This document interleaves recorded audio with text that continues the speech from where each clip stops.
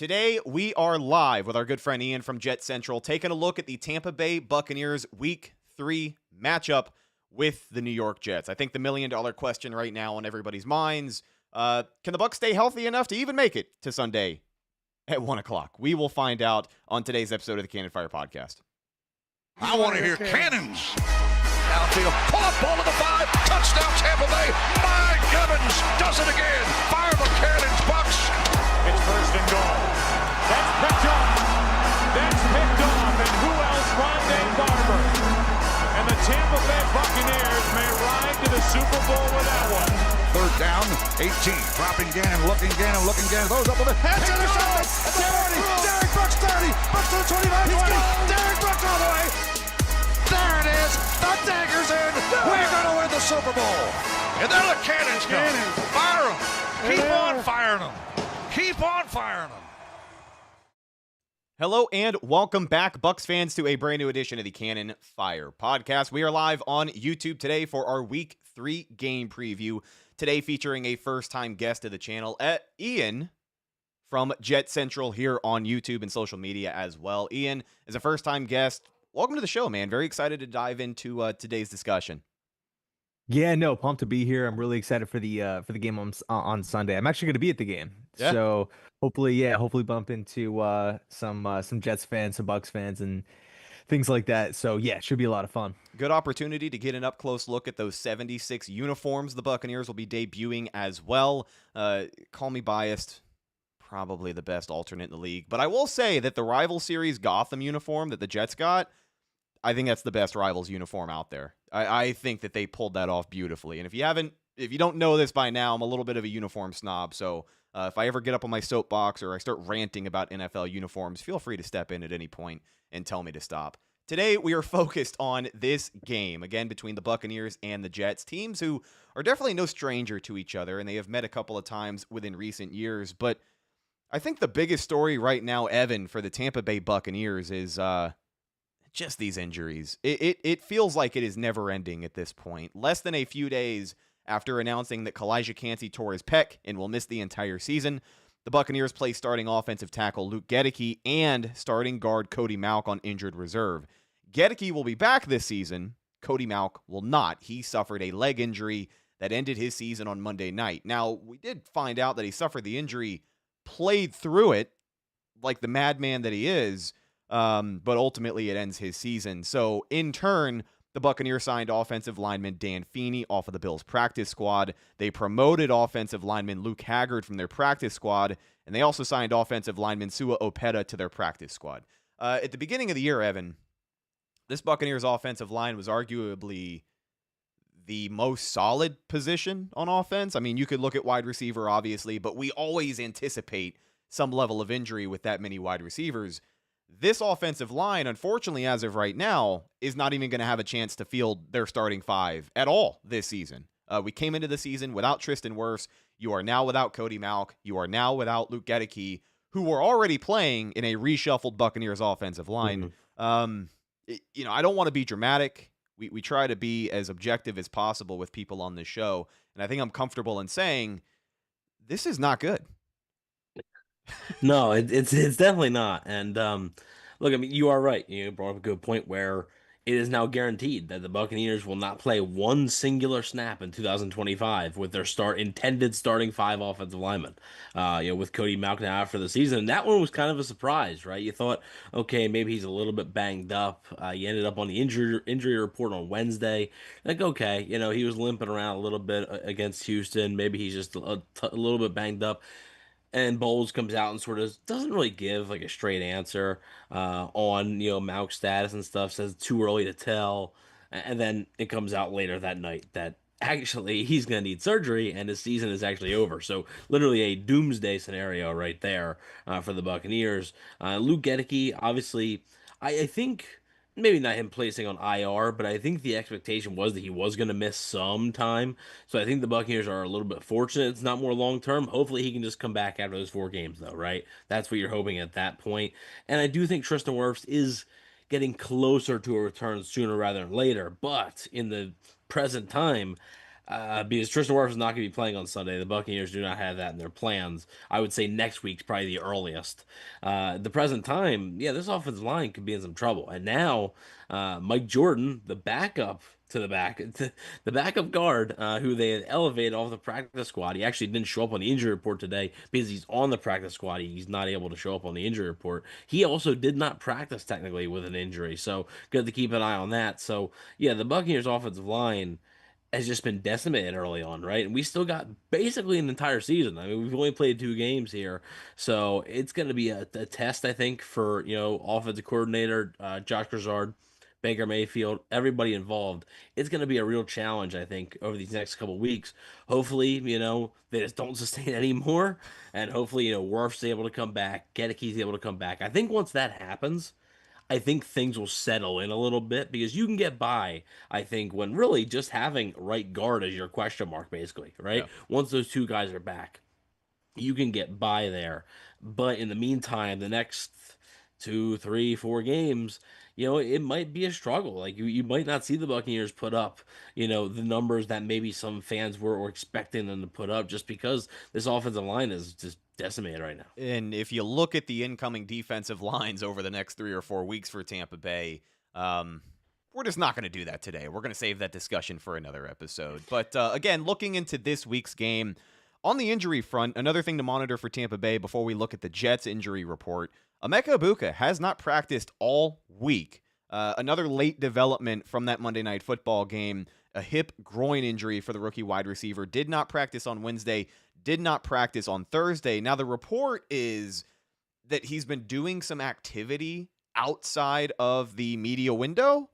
So I guess that's a positive spin on it. But again, certainly something to monitor here with the Buccaneers rookie wide receiver. Ian, I want to ask you about the injuries up front for the Jets because, again, another elephant in the room here is the absence of Justin Fields at quarterback, not going to be able to clear concussion protocol. So Tyrod Taylor will be the quarterback that the Tampa Bay Buccaneers will be facing off against. And Tyrod Taylor and Baker do have a little bit of history, so we always love to draw some parallels across the NFL, and I think this is another one of those games where you could do that for days, right? I mean, Baker Mayfield made his debut facing Todd Bowles and the Jets, taking over Tyrod Taylor. So, I mean, there's a lot there. But, Ian, when you look at the shape of the Jets here, alongside Justin Fields, they got some other guys that didn't practice this week. How are we feeling in the early going?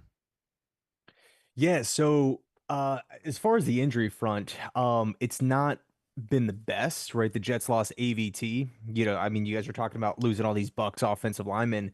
The Jets lost their best one in Vera Tucker, unfortunately, but luckily they did have a plan in place where they kicked Joe Tippmann out to guard, and he's comfortable at guard. It's not like it's his first crack at it. So they stick him there, and then they essentially promote Josh Myers, who's had a lot of starting experience with Green Bay. He takes over as the starting center role. And if we think back, Myers actually had a lot of experience working with Justin Fields back at Ohio State. So the maybe connection or the chemistry between the center and the quarterback was a lot more seamless than just throwing out a random backup. So luckily with the offensive line, the big injury hasn't really impacted the team in like this massive, sort of catastrophic way. But like you mentioned, Justin Fields, he's going to be out with the concussion protocol. It's actually kind of interesting because like half the fan base is excited. Like they're saying, okay, Tyrod Taylor could potentially tick up in the passing attack. Now the Jets, I don't want to make it sound like the Jets have some elite wide receiving room. We don't. We have Garrett and then a bunch of like, cheaper 1-year veteran options. And Josh Reynolds, the Jets wide receiver too, he's actually dealing with an injury. Missed last week and has been spotty throughout this week.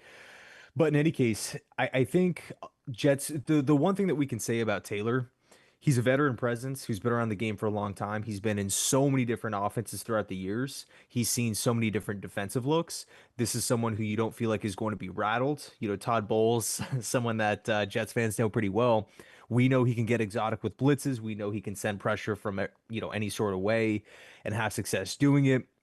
We've seen Bulls have success rolling out an injured defense before in the past, as far as, his time with the Jets went. So, I still feel like, from even though the Bucs offensive line, even though, lost Cansey and everything, even though the Bucs have like a bunch of injuries, I still feel like this Tampa Bay team is just so well prepared.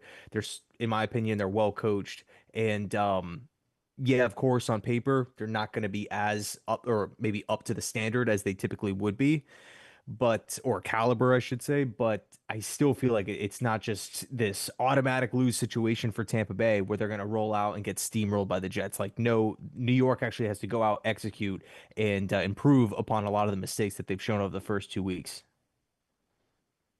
Evan, what do you think of the state of the Bucs here headed into this matchup? Yeah, I mean, look, the Jets. It's no, they week one was one of the most exciting games, in the entire NFL, right? I don't think many expected the Steelers and the Jets to be in a shootout like they were. And then week two, was pretty ugly, right? So you're gonna be, and now the Jets lose their starting quarterback, and I do think that whenever, especially early in the season, right? Because if you lose your starter and you're like 2-7, like how much of a jolt are you really gonna get, right?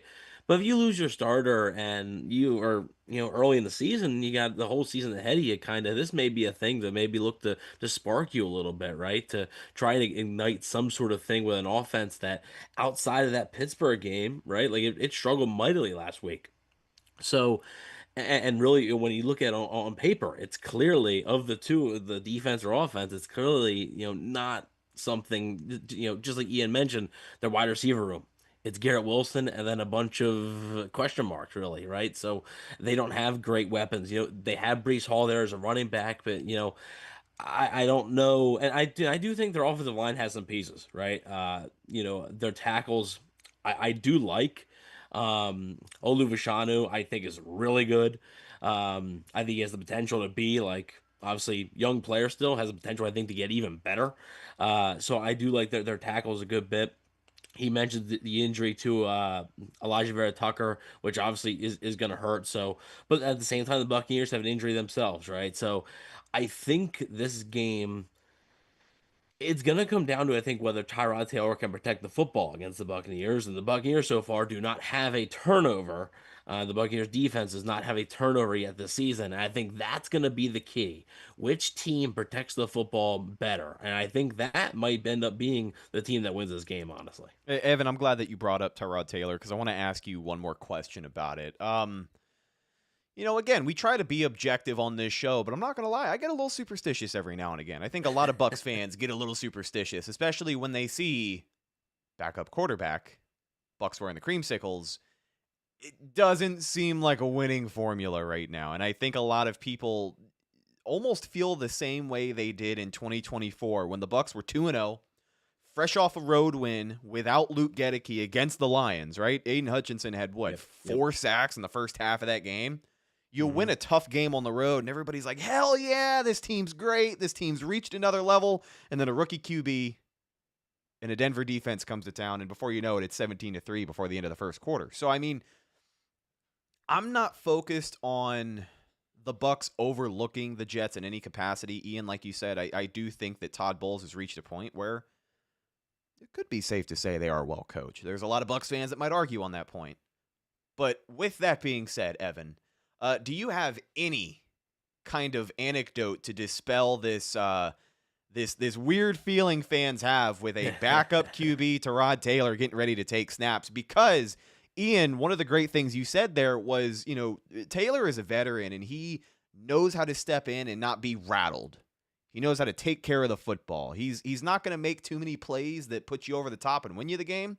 But he certainly doesn't seem like a backup quarterback who's going to lose you the game. And to be honest, I think sometimes that's all you need to beat a Todd Bowles defense. If you've got a guy who's decisive with the football and he can get it out of his hands quickly, I didn't see enough from that Buccaneers pass rush on Monday night, Evan, to lead me to believe that Tyrod Taylor's not going to have maybe a couple of, I don't want to say explosive over-the-top opportunities, but we've said it before. One of the best ways to beat a Todd Bowles defense is spread them out. Screen passes, quick decisive plays, getting the ball out of his hands. I think, I'm not saying it could be a problem, but I mean, do you have any kind of remedy for that? Because I know I'm not the only one that's cautiously optimistic on how the Buccaneers deal with this matchup. I mean, look, everything right now, history will show you, will point to the Buccaneers losing this game.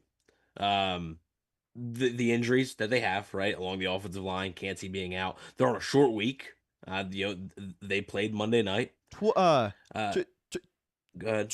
20 years to the week, maybe, that they've been 3-0. They have not started 3-0 since 2005. Gotcha. Okay. They are 2-9 in their last 11 week 3 games. So even when they're not 2-0, they typically just do not win in week 3. Now I will say the last time they did win in week 3 was 2020 and they won the Super Bowl. So maybe. But and then you're facing a backup quarterback. You're facing a team in the Jets that just got embarrassed last week in front, with a divisional opponent. These guys are playing for pride, right? Like it's a pride thing in the NFL. All the signs would say the Buccaneers are going to lose this game. But the one thing I will say is I think the Bucs are very talented. I think despite the injuries, I have more faith in this coaching staff than, let's say, a Greg Schiano or a Lovie Smith-led coaching staff or a Dirk Carr-led coaching staff. So I do think that there are positives here, but I understand Bucs fans being worried because they've seen this story before. Where it's the headline on Monday morning is going to read Tyrod Taylor sparks a comeback win or whatever, and like I said, I agree with you, Rhett. It's going to be I think he's going to be able to protect the football because I think the game plan is going to be get the ball out quick. Don't force the ball downfield. Take if it's a 4-yard check down to the running backs there, take it and live to fight another down. It's going to be a lot like I think Cooper Rush did to the Buccaneers last season in Dallas on Sunday Night Football. Just dink and dunk your way down the field and hopefully protect the football. So we'll see. Ian, when you look at Tyrod Taylor, what do you think is his strength or something that you think the Buccaneers defense could maybe have some success with when it comes to, maybe forcing some of those turnovers? Yeah, I mean, I think the thing for me at least that stands out about Taylor, and you guys have Baker Mayfield, the Jets. We haven't really had that great quarterback play throughout the years, so you guys are used to it. I'm not. But when I look at Taylor's game, I feel like I know what I'm getting. And for a Jets fan to watch a quarterback and you feel, okay, you know what? He's not going to launch the ball into double coverage. He's not going to, take these 20-yard sacks and try to be the hero, try to, put the team on his back. He's just capable of going out, reading the defense, going through his reads, hitting the open guy, checking it down, if need be. And, worst case scenario, like whatever, Hassan Reddick gets in the backfield, Vita Vea blows through Josh Myers and gets into the backfield. Tyrod has the ability to escape and also extend plays to either pick up yards with his legs or just buy more time for another one of these wide receivers to get open down the field. So yeah, of course, Fields has the stronger arm. Fields is the better runner. Fields is younger. Fields is probably, the guy that gives you more excitement, maybe long term as far as like potential. Like, okay, this guy can actually get better. We don't really feel like we've seen Justin Fields' ceiling yet. But when it comes to Taylor, we know, who he is at this point. We know he's not going to be getting any better. But that formula, or I guess maybe that archetype could potentially be exactly what the Jets need. Someone to just come in, handle business, not do anything too crazy. We're not asking Tyrod to throw for 35, have 35 passing attempts, throw for over 300 yards. Just come in, hand the ball off. The Jets offense is built to run the ball. That's kind of the brand of football that they want to play. And they've been vocal about it, right? Like it's no secret that the Jets really want to establish the run and they can't get down early in games. And Tyrod, to me, I know it's not super exciting. I know it's not, like the sexy top 5 quarterback, Josh Allen, Lamar, Pat Mahomes level. But if he can just be average, maybe a little bit above average, I think the Jets all of a sudden offensively pose a much, much bigger threat compared to last year's unit. You had mentioned that escapability, and to be honest, that's still a weak point in this Buccaneers defense early on in the season is just coverage and then setting the edge and tackling. I can't tell you how many times we've seen Servassier Dennis and, unfortunately, at times, Levante David find themselves out of place and just unable to make the play because they either couldn't catch the guy in time or they couldn't wrap him up and tackle him. That's been an issue for the Bucs. Michael Penix in week 1, he ran the ball 6 times for 20 yards, which isn't a great average. But the fact that he was able to get away, a lot of his scrambles were moving the chains. And that is a backbreaker, especially when you got a Buccaneers defense who maybe in this case had already been on the field for double-digit plays, right? So something to monitor is obviously going to be how the Buccaneers approach Tyrod Taylor. I think getting pressure, this is almost an emphasis every single week, and it's going to be harder to do, much harder to do without a Kalijah Kancey, but getting pressure with 4 down linemen. Tyrod Taylor strikes me as a guy who has been in the NFL long enough that, maybe Todd Bowles can confuse him a bit, but I'm sure that he's probably seen a few more things than Justin Fields, right? So when it comes to mixing up coverages, I'm curious to see what they do in that front. But, Evan, looking at this Buccaneers defensive line, I think there are certain things about the matchup that you like, but, we're going to be looking at guys like Logan Hall and especially Elijah Roberts to step up now in the absence of Kalijah Kancey. For sure. And also, like, Fields is, like, over his career, obviously he hasn't been with the Jets, but over his career, he's struggled mightily against Todd Bowles. So, like, that may actually be a blessing in disguise for the Jets, because Fields' numbers against Bowles are not good. I think he has 1 touchdown, like 5 interceptions. He averages less than 200 yards per game against Bowles. So the Bucs have really taken care of business against Justin Fields. Or I should say, Todd Bowles' defenses have. But I do think, like you said, I think it's important to get pressure with 4. I also think, because, something Ian said just sort of clicked in my head, it's important to make this Jets team one-dimensional, I think. Breece Hall is there. They're going to want to feed him, especially with a backup quarterback there, right? I think you're going to see a lot of Breece Hall on Sunday. And the Bucs have been pretty good this season at stopping the run. I mean, Bijan Robinson, the most he hurt them was in the passing game. Like, that's where he did most of his damage. Bijan Robinson, outside of that 50-yard touchdown and the 125-yard catch, he didn't really do much on the ground against the Bucs, so they were able to bottle him up. Nick Chubb was pretty much bottled up besides that 25-yard touchdown run, and there's some people that think the Buccaneers allowed it to happen. So the Bucs' run defense has been pretty good this season. If you can get the Jets in, 2nd and 10, 3rd and 11, if you can get them in those situations, they're going to be forced to throw the ball, whether they want to or not. So I also think, the Jets playing from behind, but with this offense, the way it might be, points might be a premium. They might be hard to come by, so that'll be a little bit difficult. The Buccaneers actually right now, and small sample size, but I believe they have a pressure rate right now of 35.9% with just 4 guys. That's 9th in the NFL. So they've actually been, like, the eye test doesn't feel that way. And I think it's because, like, the quarterbacks have just been getting the ball out just in time, like in the nick of time, and it hasn't resulted in sacks or strip sacks or, incomplete passes.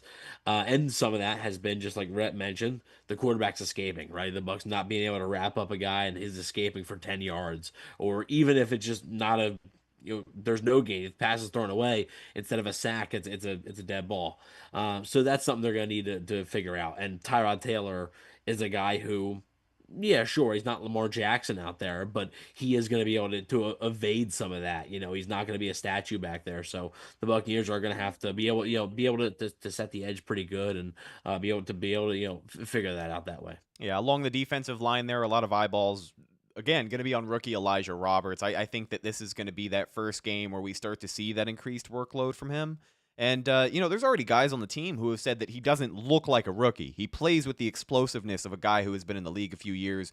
Maybe it's a formality. Maybe it's just something you say to kind of build up your younger teammates. But I'm just excited to see this kid play. I want to see one of these young pass rushers show up consistently in the rotation for Tampa Bay. We already lost David Walker Jr. for the year.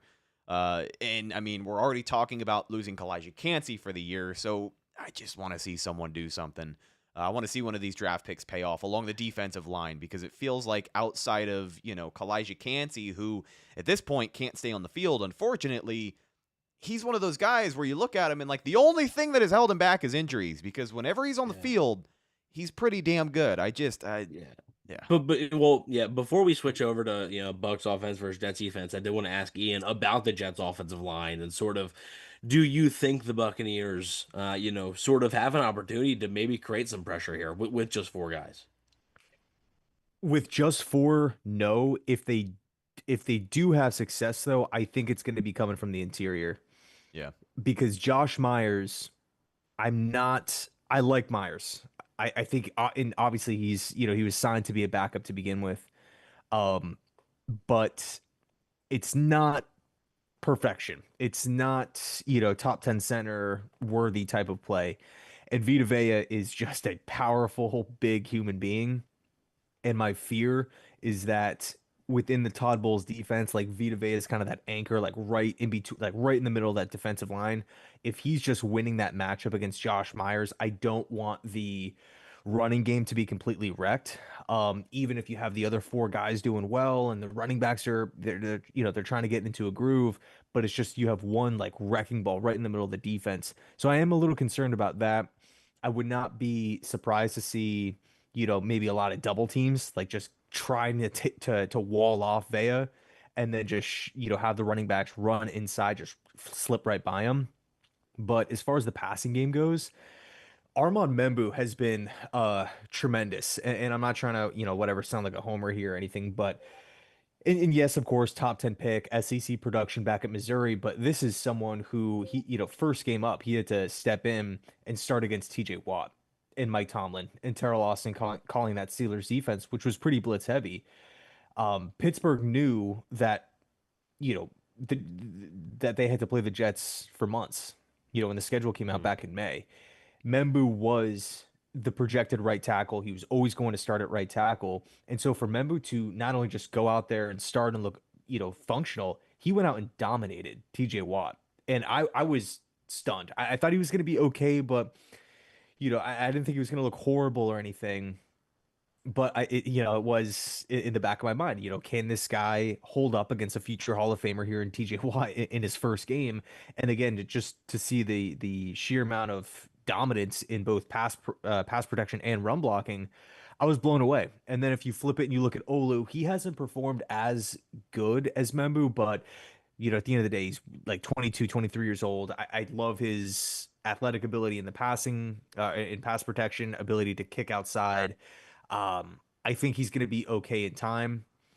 And it's to be fair, it is hard to judge because you are going up against Pittsburgh's defense. You are going up against Buffalo's defense with just a lot of veterans all over the place. So I don't want to, necessarily cement these guys in like, oh, this guy struggled, he's going to struggle from here on out. The schedule will lighten up, as the season goes on. But no, to answer your question, I actually feel really good about the offensive line despite not having ABT for the season. Yeah, and I mean, to be honest, you talked about Buffalo's defensive line, Pittsburgh's defensive line. I truthfully think it's been a bit of a gauntlet for those guys up front here in the early going. Like you said, the schedule is going to lighten up, but another guy that everyone's going to have eyes on along that defensive line is Hassan Reddick, who over the first 2 weeks of the season does lead the Buccaneers in pressure. And, I mean, visibly looks good. He's winning a lot of his one-on-one matchups, and I think that truly has been something that is helping the Buccaneers lean on this four-man pass rush a little bit more than they have in years past. So I'm curious to see his performance. They always say that guys are going to play with a chip on their shoulder when they go up against their former team. We have got we got every single one of his former teams on our schedule this year, which is hilarious. So he'll have like 3 or 4 different revenge games that we'll keep an eye on. But, we know things didn't go too well in New York. He's off to a promising start down here, but just another matchup to keep an eye on along that Buccaneers defense. Greg Gaines, really quickly, Bill Camporis in the chat throws that name out there. Another name to keep an eye on. Expect another healthy dose of Greg Gaines this week. Again, with the absence of Kalijah Cansey, these are more guys down the depth chart who are going to be rotated into that position, whether they're subbing in for Vita Vea or the guy right next to him. So, well, and to be fair, he played pretty well on Monday night. He so did. Hopefully he can keep it up. He did. He was explosive on that sack. He came out of nowhere like a bat out of hell. I've never seen Greg Gaines move that fast, but I look forward to hopefully seeing it happen again. On the other side of the football for Tampa Bay, we opened up the show with some offensive line talk. I think, again, we kind of need to address the elephant in the room here. Evan, when you look at this Buccaneers offense this week against New York, my concerns, very much like Ian for this Buccaneers offensive line, are right there in the center. Anybody lining up over the center who should be Ben Bredesen this week is going to have their hands full. I truly think that the Jets have some tools in this defensive line here that have given the Buccaneers fits in the past. No, I mean, look, Quinnen Williams is an outstanding football player. I love them coming out of the draft. I thought the Jets hit a home run when they drafted him. So I think now he's finally starting to, the last couple of years, He's finally starting to really establish himself, I think, as one of the top interior guys. So that's going to be, and with the Bucs injuries, that's going to be a big challenge, right? That's, I think, going to be the Bucs' top priority, is slowing that guy down. Jermaine Johnson didn't practice Wednesday or Thursday, so I'm not 100% sure. Maybe Ian can chime in there. And if he's going to play or not. If he does, I like him a lot too. Florida State guy. So he's a guy who, I think if he plays again with the Bucs offensive line as banged up as they are, we saw what edges like Danielle Hunter, Will Anderson Jr. We saw what they did to the Bucs last week.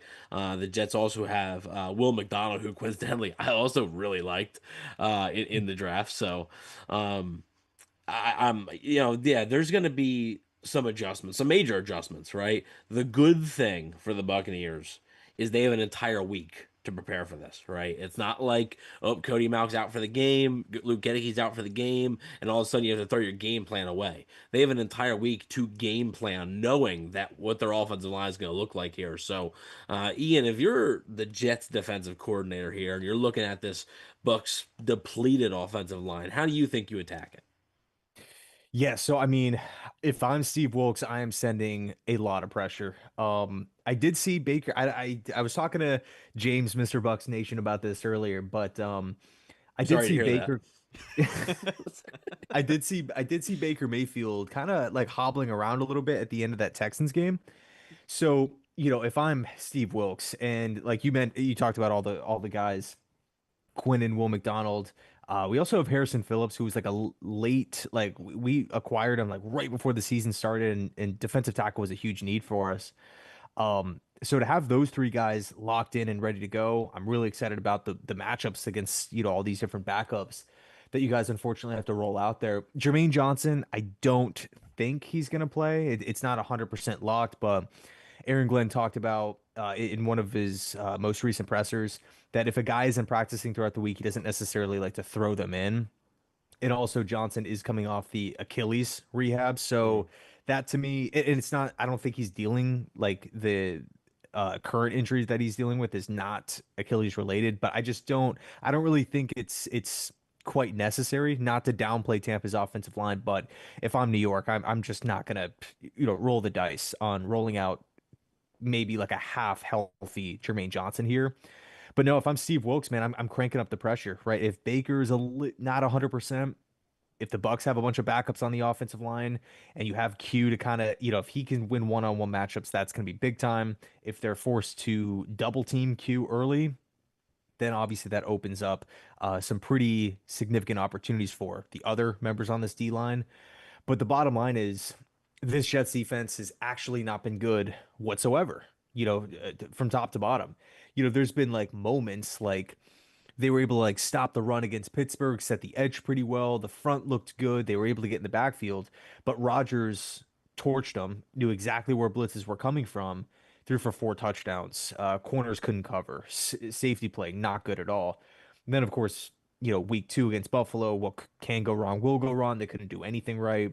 And if, to be fair, it is the Bills. They are the Super Bowl favorite, reigning MVP here in Josh Allen. I don't want to look at that week 2 game and say like this is who the Jets are, and they're going to continue to look this bad every single week. But this I would be lying if I said that I feel great about this defense. And what's really concerning is there is a lot of money spent on the defense. There is a bunch of first round picks invested in the defense.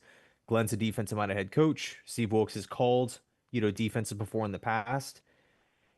Like names on paper were great, but when it comes to, actually executing on the field so far, it has not been great. It's been, quite frankly, like not good at all. They're bottom 5 in a lot of different categories. They've given up over 60 points in 2 games. So I am a little hesitant. Like, Taylor going up against the Bucs defense and balls and whatnot. That's obviously like a big, interesting matchup. But for me, I think really what this game is going to come down to is can the Jets defense actually hold up against this Buccaneers offense? Because, Mike Evans, Baker, Bucky Irving, like you guys have the skill players. I don't know if Igbuka is going to play or not, but Tez Johnson was someone who I loved coming out of Oregon. I don't know. I just feel like Grizzard could potentially call a game where he's just getting the ball out of Baker's hands quickly, just quick screens, slants, and limiting the pressure. So that would be my biggest concern from Wilkes, just attacking the quarterback position, trying to really help out your DBs by getting into the backfield early. I'm curious to see what Grizzard can draw up this week. Mostly because, I mean, even last week, I thought Monday Night Football, he was in his bag a little bit. Ryan Miller caught the opening touchdown for Tampa Bay, which, we have such a deep wide receiver room. I know that we are dealing with injuries with Chris Godwin, Jalen McMillan now missing a good chunk of the season, so that's been noted. But I don't think anybody had Ryan Miller on their bet slip to catch that opening touchdown. So I'd like to see him get more creative. And like you said, Ian, I think he could find some creative ways to use a guy like Tez Johnson if he's activated. No news yet on if he's going to be on the Buccaneers 53-man roster come Sunday. Sorry. Well, Tez is on the roster. He was a healthy scratch on last Monday night. But well, then I stand corrected.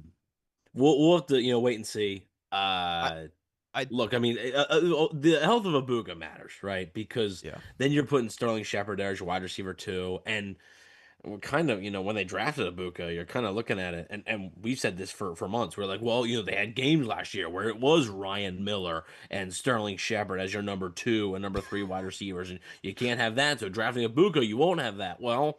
Now, they have Jalen McMillan. He's out. Chris Godwin, he's still probably 2-3 weeks away, maybe. I saw there was a report from Jeremy Fowler today that he might play next week. I still kind of doubt it. We'll see. And then Ibuka might be out. So tomorrow's a big day. We're recording this on Thursday. Ibuka did not practice Wednesday or Thursday. Like Rhett said, he might have done some light jogging, so it's not like he's doing nothing. He's just not practicing. So Friday's a big day. If he doesn't practice, I have a hard time seeing him play. Now, I do remember during the Texans game, the trainer was actually wrapping his waist kind of, around that hip area. They were just wrapping it up. So that could be, a little bit soreness. Maybe they're taking it easy. Hopefully he's able to be out there though, because this Bucs offense just, I understand they're going up against a Jets defense that has struggled, but they can't handle, many more injuries. In the matter of a week, I mean, it has been catastrophic for the injury front for the Buccaneers. But, honestly, injured wide receivers out of the question here. I think the biggest X factor for this Buccaneers offense is going to be their ability to run the football. I thought, yes. Respectfully, I think that the Texans have a very good defense. And I think the fact that the Buccaneers were not only able to find success with Bucky Irving, but arguably even more success with Rachaad White. When's the last game that we have watched where Rachaad White had a more impressive day running the football than Bucky Irving did? It's been a while. It's been a little while, right? I don't think it's been since Bucky came into the league.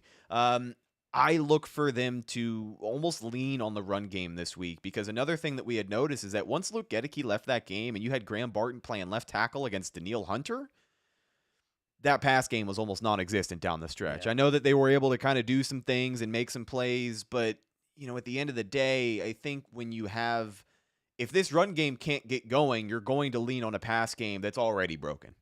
So if you have a run game that is able to carry this team at times, I think it does ultimately set up a few deep downfield shots with play action. Things like that are going to come with time. But if you have to lean on Baker Mayfield to get it done, I just don't think you're going to have the time in the pocket. Last week was bad enough. Yeah, no, it definitely was. So I do want to sort of direct this to Ian about we talked about the Jets pass defense and pressure and stuff like that. Do you think the Buccaneers have an opportunity to pick up some yards on through Bucky Irving, through Rachaad White? Because it was kind of like you mentioned, kind of a tale of two games here. They held Pittsburgh in check, but James Cook ran all over. Yeah, and so it's a great question, by the way. I think what was interesting about that Bills game, and Aaron Glenn talked about this in the presser, like a lot of times throughout the Robert Saleh era, Jeff Ulbrich, right, when he took over, there were a lot of moments where something negative would happen in a game, whatever it may be. They would be asked about it afterwards, and there was just you can tell the coaches had no idea, and it was just I need to spend days to try to figure this out, and you just didn't have faith as a fan base that hey. There's this knowledge within the staff of okay, this is what's going wrong, this is what we're going to do to fix it. Aaron Glenn knew exactly what the problem was when talking about, why the Bills ran for over 220 yards. It was over pursuing on cutbacks. Sorry, I don't know if you could hear the car horn outside, but over pursuing on cutbacks. So I think that's been the big focus this week. Quinn, there was a quote that came out today from Quinn Williams, actually, basically saying that the Jets defensive line room made a pact it will never happen again. So we'll see if that happens. It's always strange making pacts on, through 2 weeks of the NFL season. But no, I mean, again, names on paper, Harrison Phillips, Quinnen, we have edge setters on this team. I will say it does hurt that if Jermaine's not out there, it will hurt this defense because Michael Clemens is not really up to the level of player of Jermaine, of Will McDonald. I mean, we're years into this thing and we're all kind of waiting for, as Jets fans, like, when is he going to turn the corner? Big dude, strong dude, but just when it comes to overall production, it just hasn't really been there. Well, So he had a pretty big penalty last week, didn't he? yeah, and that's unfortunately not this rare occurrence. He had the the rough in the passer call on a 3rd and 18 where they actually got off the field. They made the play and then rough in the passer, and that actually happened on the first Bills drive, which, whenever you're in a position where you're going up against the MVP here or top end quarterback, the last thing you want to do is be giving them extra possessions, extra chances to get in the end zone. But yeah, Clemens has done that from time to time. Very frustrating stuff as a fan. Jets fans know it pretty well. But no, I think, I mean, if we see it, you can tell very early on with this Jets defense if the run game will have success. The one maybe area of concern that I have with Aaron Glenn, and I love Glenn, I love the hire, but and you can even make this argument going back to Detroit, the failure to adjust throughout the course of the game was pretty clear. Like, he has his game plan. The game plan's either going to work or it's not going to work, and that's just going to be it, right? Maybe there could be some halftime tweaks with blitzing and rushing the passer and whatnot, but the overall game plan feels like it's going to stay the same. So yeah, of course, it's easy to say, like, all right, we're going to stop the run in the second half, or we're really going to focus on, stuff in the run in the first half. But for the Jets to actually go out and execute, do it for all 4 quarters, I think is a different story. Again, the good news for us, we did it against Pittsburgh. We have the players to do it. Bad news, we saw us get completely ran over by Buffalo, and that was with Jermaine Johnson. So yeah, I don't know. It like you mentioned, very strange to be so good in one aspect and then horrible in the same aspect the following week. Tampa, I feel very good. I would feel good as a Bucs fan in Bucky Irving to be able to, especially just like smashing the inside run. I think if you guys can just gouge the Jets for, like, 4 or 5 yards per carry, and then all of a sudden, like, on those second and mediums, third and shorts, Baker can just get the football out of his hands quickly, and he doesn't have to go on these 5-8 step dropbacks, and now you're really putting, like, stress on, like, the backup offensive lineman to make plays. I do think that should be the bread and butter. But yeah, the Jets defense has got to show up point blank. Before we get into some score predictions and wrap up here, I just wanted to ask you one final question. And you brought him up before I had a chance to, but that is head coach up there in New York, Aaron Glenn. What are your thoughts on the guy? Early impressions here in the season. It's a new regime, and the Jets, unfortunately, are no stranger to that. But I mean, that there's a lot of people that say that there is a different feeling with this guy. And it, from the outside looking in, he just seems like a no-nonsense, straight to the point, maybe to a fault at times with what you alluded to there about the game plan. But overall, what are your thoughts on Aaron Glenn? Because I do think that there are plenty of likable traits here. He seems like a decent guy. Yeah, no, I really like Aaron Glenn. I think for me, when the Jets, made the move to fire Joe Douglas and Jeff Ulbrich and Robert Saleh too, for that matter, the biggest thing that the Jets needed was a leader. And I think they got that with Aaron Glenn. If you talk to a lot of Jets fans, chances are they're going to say, like, they wanted Vrabel, Glenn, or Brian Flores, like one of those three, realistically speaking. No one was suggesting Matt Nagy. No one was suggesting Steve Spagnuolo or Arthur Smith, guys that interviewed for the job, because the, leadership qualities were up in the air. Like, we don't know how Arthur Smith would come in and lead this group. Like, the fact is, the Jets had a horrible culture over these past 2 seasons with Rodgers and Nathaniel Hackett and again Ulbrich, Douglas, Sala. Just no one really seemed to take any sort of accountability for what went wrong. There was tons of finger pointing. Someone else's fault. It's never my fault. It's someone else's. I mean, you'd have players throw other players under the bus in post-game pressers. It was just a mess. Coaching staff feeling like they had no clue on how to adjust or how to game plan or anything. Very frustrating. And in other words, the Jets were a big job. Like you need a leader to kind of come into this thing, grab the bull by the horns, and say, this is my team. We got to steer it in the right direction. I think Glenn is that guy. I just want to preach patience because again, it's a big job. You're not gonna, flip the switch overnight and go from this dysfunctional team that's missed the playoffs for the last 13, 14 years to playoff contender. We're on the same level as the Buffalo Bills that have been, building for a long time and having so much success. I think we got to give it time. And I know it's hard to do because we've lost so much throughout the years. It's easy to take all of our frustrations with Sala, all the frustrations with Rodgers and everything that didn't work out and just dump it on Aaron Glenn's plate and say, well, we're still losing games, same old Jets, we're 0-2, on to the next one. We have to move on at the end of the season. I think we got to give this thing time. Yeah, and I think, again, it's kind of important to mention patience. Because a lot of people look at, I think, what the Jets are dealing with now, and neither one of these teams wants to lose. But if the Jets were to lose, like that's an 0-3 start, a lot of people around the NFL, most fan bases would say like an 0-3 start is kind of a death knell. But when you are building a new culture, when you are, putting a lot of new things into place, you've got a new staff, new way of running things. I think that it is. I think that it's one of those things where, like you said, the Jets are a big enough job where. It may be worth the wait. I think Aaron Glenn is the right guy for the job. Kind of like you said, he has that leader of men ability, and my favorite thing about him is he's just no nonsense whatsoever.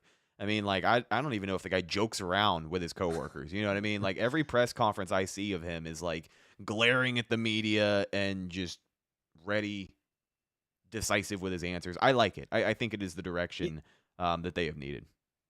Yeah, and to your point, and I know this is a Bucs show, so I don't want to dive too much into the Jets here, but You're good. Like if you rewind, going back to 2024, 2023, like there were a lot of complaints coming out from that Sala regime that the players just did whatever they wanted. There wasn't really much accountability whatsoever. A player's gonna look how he's gonna look, and that's it. He's just the coach's favorite, so he's gonna play.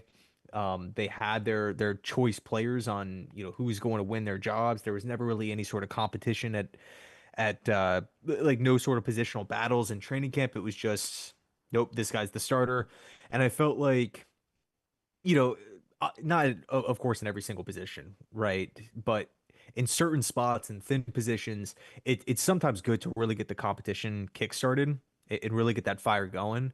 And that's something that Glenn's done is he's really preached, okay, you got to come in and compete. We're not going to be taking like light, these simple light days in practice. No, these are like full on old school, like 90s styles of practices.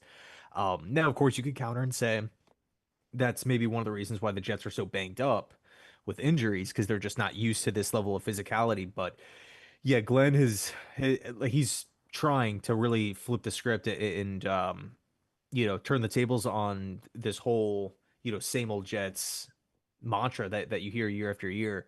And I'm excited, but again, I just don't want us to be in the mindset of, okay, we've lost so much and we have these good players. We are paying a couple of guys like top end dollars. Why aren't we winning games? Why aren't we winning games? We need to win games now. Okay, we're not. Okay, who's on the chopping block? Who's going to get fired? Because I think that impatience is part of the reason why the Jets, continue to churn through coaches. Like, I think we need to give this one time. Glenn was a top coaching candidate for a reason. No, and then like, look, I know Bucs fans have, going for whatever, a bunch of NFC South titles, playoff appearances and stuff, but like, what you're saying, that was the Buccaneers from like 2010 to 2019, essentially. So, like, I think a lot of Bucs fans can basically very much relate to what you're saying. The So, the argument yeah. was always, oh, you let him go too soon. Lovie Smith, you fired him too soon. Dirk Cutter. I remember how upset people were when they decided to keep Dirk Cutter for a third Yeah, season because they well, wanted him fired. that was also because of the whole Gruden stuff and everything Right. too. Yeah. That was sort of a bit like that, but I think that's pretty much it. I think we can I get down to predictions now. This is gonna be an interesting game because the Bucks are better. They are, but who the Bucks don't have, it matters. Like who they, it's not like they are missing just here and there a guy. They're missing like key contributors. And I think that's going to make this game closer than it actually is. So, Rhett, you want me to start with score prediction? You want to start, or how we want to do this? I'll go ahead and start really All right, go ahead. quickly. Very much like you said, I think that the injuries, they're not going to catch up to the Bucks this week, but it's going to be apparent that they are lacking firepower in certain areas. And I think that where you're going to see that most affected is this offensive line, is their attempt in the pass game. We'll see how it shakes out. But on top of that, I do think the Bucks can win this game if Chase McLaughlin makes his damn kicks. Okay, Ian, you brought up bringing in competition, lighting a fire up under a guy's ass. The Bucks didn't do that this week. Nope, didn't bring in any kickers at all to try and get Chase McLaughlin back in his lane. Not that they needed to, because I still have a sliver of hope for Chase McLaughlin. But, I mean, Todd Bowles did say, seemingly this is the last week he's going to put up with this before they start bringing in some more kickers. He says he's not entirely concerned, but he is pissed off because you got to make your kicks. And as we said before, last 2 weeks, the Buccaneers were just in absolute heart attack scenarios because we couldn't make our damn kicks. Game could have been done by the start of the fourth quarter, but Chase can't make his goddamn kicks. So, if Chase McLaughlin makes his kicks this week, I got the Buccaneers winning a close game. I'm going to go 21-17. Feels like a weird score, but feels fair enough. And I don't know if I see the Bucs putting up more than, 24 points this week. I'm gonna go next, and I'm actually going to say that. Look, I mean, just like I mentioned, this is all the recipes for a Bucks loss. Like history would tell you, like they're probably gonna lose this game, but I do think they will find a way to win. They'll find a way to go 3-0 for the first time since 2005. And I do think eventually the injuries will catch up with them. But I don't think it's this week. I think they'll have just enough to squeak out a win. I actually have 20-17, which was the exact same score that I predicted last week for the Bucks Texans game. Was almost dead on. So this week I still have the Bucks winning 20-17. I do think Tyrod Taylor. I feel worse about the matchup for the Buccaneers. 100%. Like I do feel worse. So I would feel more confident actually if Justin Fields were in there. But I also think if the Buccaneers were healthy, like I think if they had Luke Gedeke, if they had Cody Mauch, if they had Kalijah Kancey, even without guys like Chris Godwin, I think the Bucks would win this game by like 10 points. Like I do. I think they're a better football team, but I think, and I hate to use the injuries as just the main excuse, but I do think it's going to limit a lot of what they can do on offense. And I think Tyrod's going to be able to protect the ball for the Jets. So I think that's what it's going to come down to. But I think the Bucks are going to do just enough to win. Ian, what say you? Yeah, so for me, I'm going something similar, 20-16 Jets. Jets get the win. I'm not gonna come on here and predict a Bucks W. No, I think for me, the biggest problem, I mean, if you look at week one, it was back and forth all game, from start to finish. And if you look at that Bills game, it pretty much started off as bad as it can get, 3-and-out. First possession, Bills get the ball back, go right down the field, score. That was the Michael Clemens pass interference, or not pass interference, rough in the passer that you mentioned. So they get in for 7. Jets ensuing drive, fumble, Bills ball, field goal. Brutal. More punts, more punts down the road. Long story short, the first 4 drives that the Bills touched the football, they scored on all of them. So it was 20-0. And the Jets, with the wide receiver room that they have, they cannot get down like that early in games. They're just built to either be winning by a score, losing by a score, the game to be tied. Like that's really the sweet spot. And I just don't know if the Bucks offense has the maybe protection up front, the blockers up front to go on these, long, like 9, 10, 11 play drives on this Jets defense. Now, again, the Jets defense does not look good whatsoever. So, yeah, I'm really intrigued for the matchup. Are you guys going to go to the game? I don't think so. I'm kind of 50-50 because I really, really want to see those uniforms in person. So if I don't make this one, I have the means and I'm going to attempt to make the Seattle game. But I don't fly out. Yeah, we got just to overindulge a little bit. We got from Frontier Airlines. They're called Go Wild passes, and they're like $300 for a calendar year, and you can fly to all these hub cities for free. The only thing you have to pay for is like the only thing you have to pay for is like the fees and processing. So it's like $20-$30 per person, per flight, per round trip sometimes. So I think we're going to try, because like that game in Seattle, I want to see that one more than this one, solely because of the uniform matchup. Like that's one of those things that I don't think that's going to happen again for a really long time. When's the last time we got a double throwback game? It feels like we don't get them very often. So for the Bucs, The NFL is like doing like sort of like this whole week is like like there's a couple of matchups that teams are wearing like different uniforms. The Pats are wearing their throwback, the Pat Patriot, and then I think the Chargers might be wearing a throwback this week. I could be wrong on that one, but with that being said, ladies and gentlemen, that's just about going to do it for today's game preview episode of the Cannon Fire Podcast. I want to say a very special thank you to Ian from Jet Central for joining us on the show today. Where can people find you and more of your content, Ian?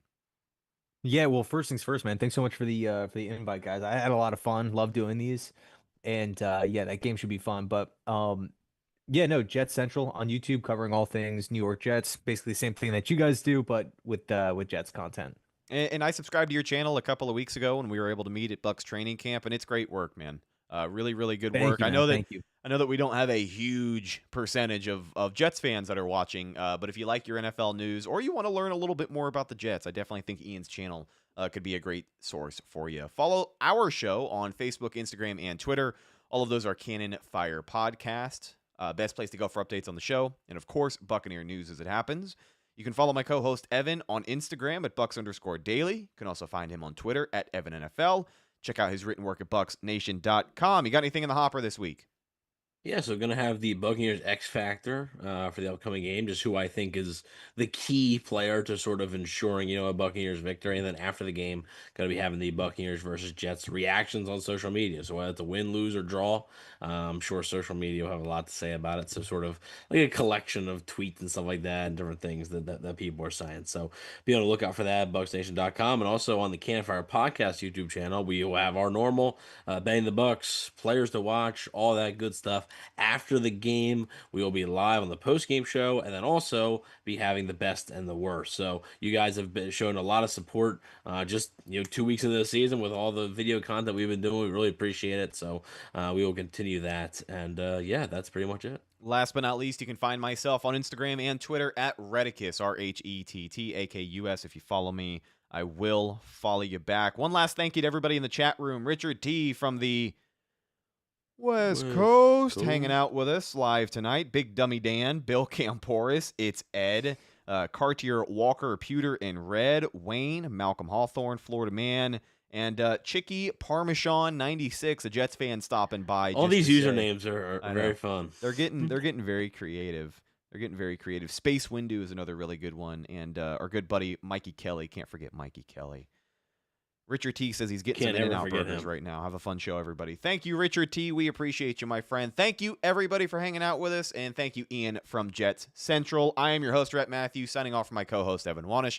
We will talk to you Sunday after the game. Be there or be square, as the kids will say. Thank you for listening. We'll see you in the next one. Until then, and as always, go Bucs.